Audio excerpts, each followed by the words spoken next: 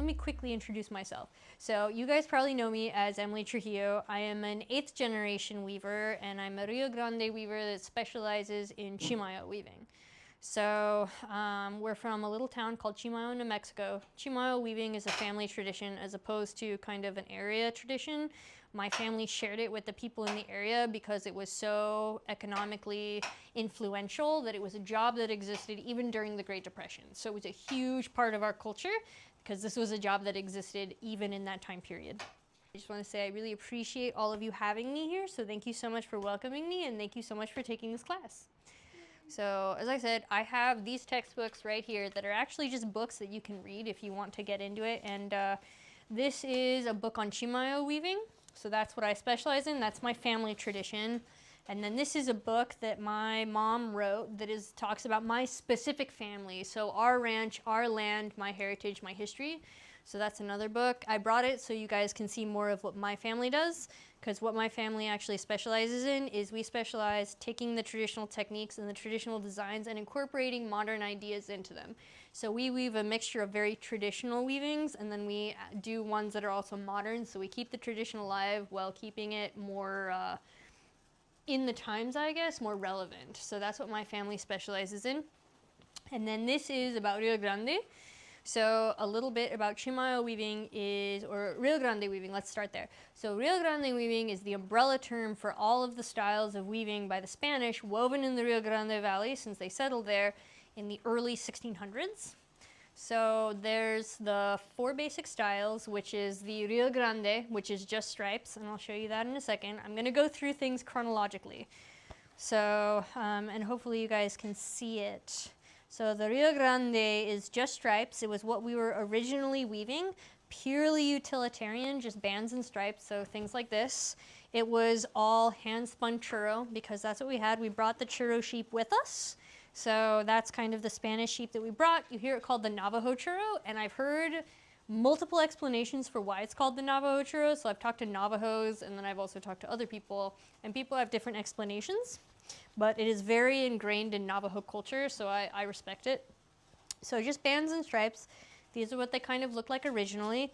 It wasn't until, it was relatively shortly after, but it became a trade item. So they would trade their sheep and their blankets towards Mexico and various, like the Old Spanish Trail, the Santa Fe Trail, all sorts of places. So they were getting shipped out from all over the place to all over the place.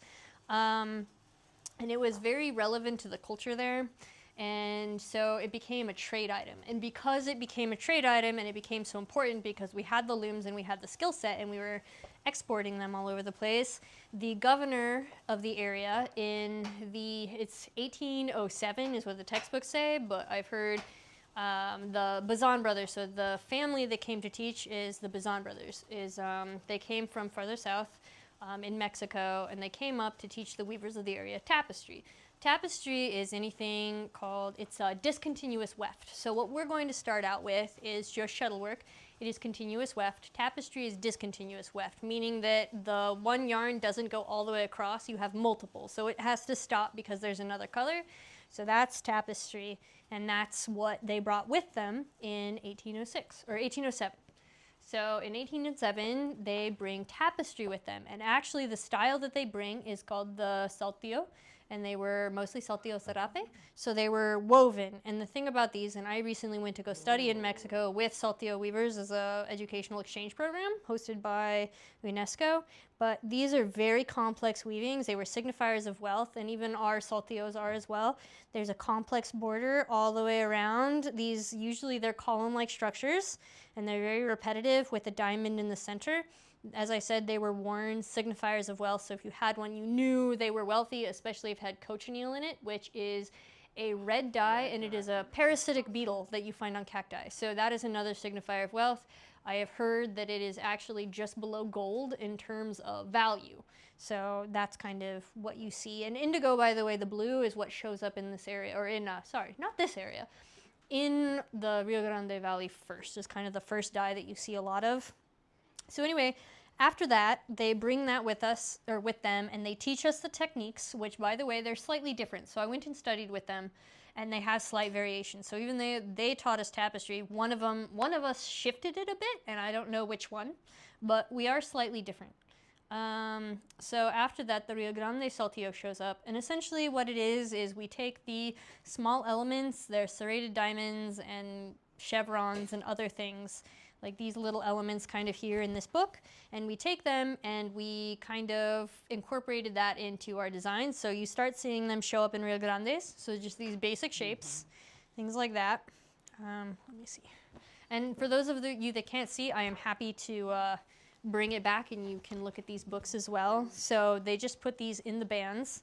But then also the Rio Grande Saltillo shows up, which is different. So Rio Grande Saltillos are, they kind of look like more like this. So there's like variations of them, but you can see they kind of take some of the similar ideas in these designs, but they change them. And so this is kind of the style that develops. You can see that they still have a diamond in the center. Mostly there's a diamond in the center. And then in very traditional ones, this is a very traditional common motif, is the border, but it's less complex. You see the column-like structure here in a diamond, but they are less complex because we were doing blanket shades. So we were doing quite a few of them. So that's the Saltillo, and that came about in the mid-1800s is kind of when these things are developing. Those are the early 1800s. In the mid-1800s is when the Viro shows up. So at this point in time, there's a lot of trade going on with other parts of kind of the East Coast at that point. And so in my personal opinion, after studying history, this was influenced by quilts coming to this area, because it is a very common thing you see in quilts, and it's happening about the same time. So my theory is that's how it came about. And then we started weaving it. It's a very complex math. You have to really know what you're doing technique-wise in order to weave a Viro star. So we call them Viro stars. They are these 8-pointed stars. Oftentimes you see this crossing color technique going on in them. The trampas Viro is specifically, so a Viro star, a Viro weaving is anything that has a Viro star in it. The trampas Viro is this style. It has one in each corner, one in the center, and these radiating diamonds, which you may or may not have seen in some of the Saltillos, the Rio Grande Saltillos. I don't think I showed you one. And then it has the border. So this is kind of taking the Rio Grande Saltillo and adding the stars. And this was actually started by one family, the Montoya family, in a small town called El Valle. Which I don't know why it's called the Trampas Viro, because there's also a place called Trampas. Like, yeah, I'm not 100% sure, but it originated in El Valle. And this motif right here, I've never seen anyone else weave it or put it in like this specific style. So that, you know, if you see that, it was woven in the Rio Grande Valley. The way that Chimayo develops is, and it's a smaller demographic. It is the most recent design to show up. And it came about because, and it's called Chimayo Weaving because most of the weavers were in Chimayo. We taught people kind of in neighboring towns and stuff, but primarily it was us, the Trujillos, the Ortegas. It was mostly those families. You can Google it. Our names are the ones that are there. And it came about because of the railroad. So now there were people actually coming to the area. Not everyone considers Chimayo weaving a form of Rio Grande weaving. And the reason for that is that it kind of shifts who it's being made for. So instead of these blankets being shipped out on trails and caravans, it is now people are coming to the area on these railroads and taking them home in their suitcases. So it shifts kind of who it's aimed for, and it shifts kind of the entire thing, and the design style as well, by the way. So the Chimayo comes about because of the railroad. It originated in Santa Fe. So the weavers were originally weaving these for people in dealerships in Santa Fe. It started with a curio shop.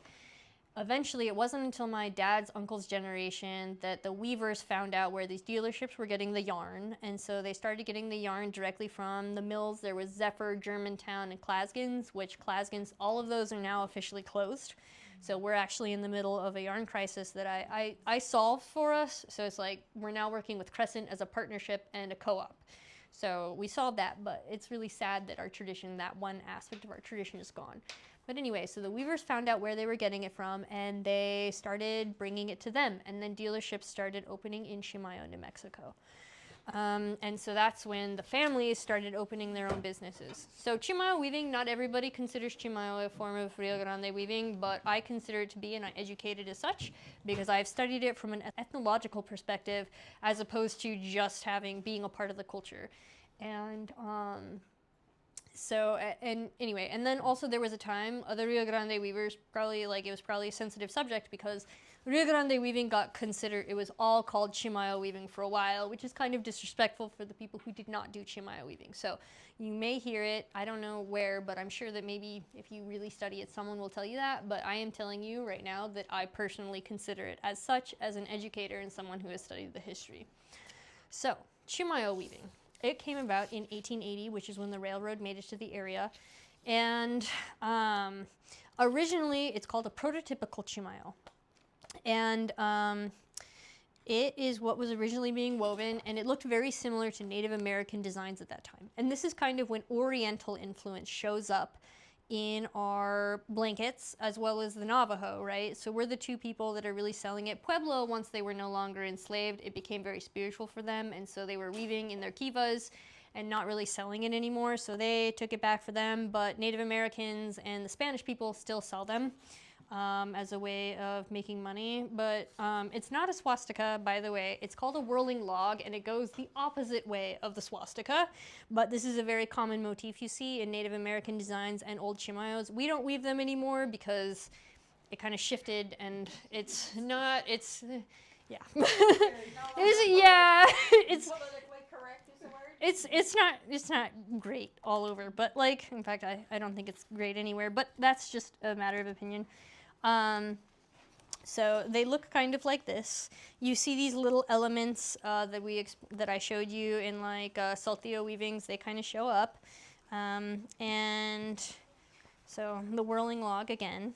But anyway, so that's kind of what they looked like. But in 1920, so what Chimayo weaving is known for today is it's the standardized Chimayo, and that's what is known it's very popular in Japan.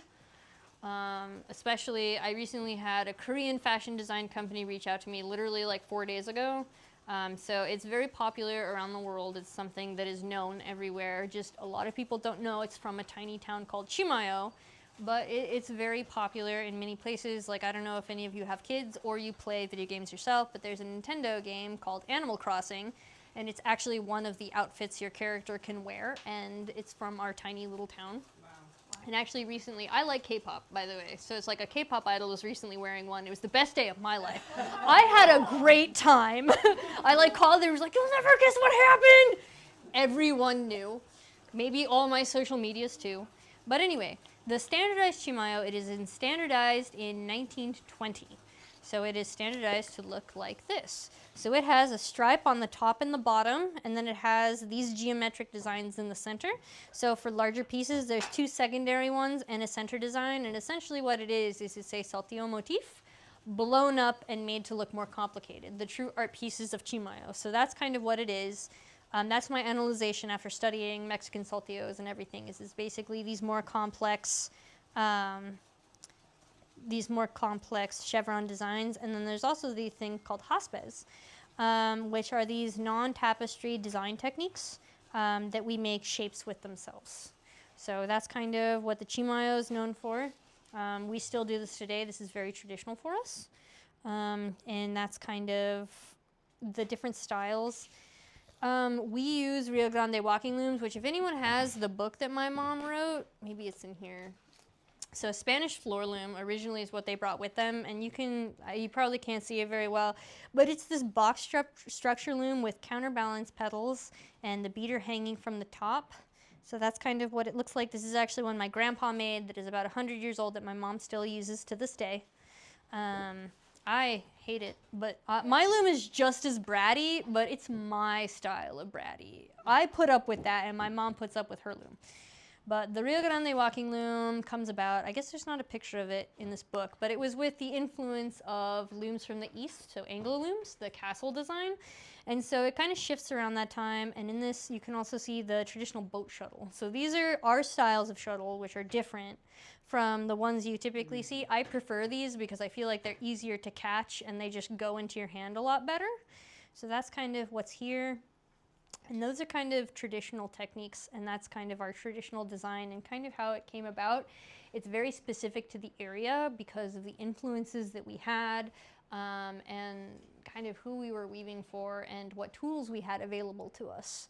So it's very small, it's very eclectic, it's very old. So what we do is incredibly traditional. As I said, my family has been in the Rio Grande Valley. They moved there since the early 1700s, and every one of them wove, and we passed down the techniques and the tradition to each other. So I learned from my parents, and my parents learned from my grandpa, and so on and so forth. Like Isidoro and Francisquita are my great-grandma and my great-grandpa. And so there's a lot of traditions, and I'd be happy to tell you all about them. We have wedding blankets, which specifically is something that we make for each other, for our families, that we hand down to the new members, or the new family.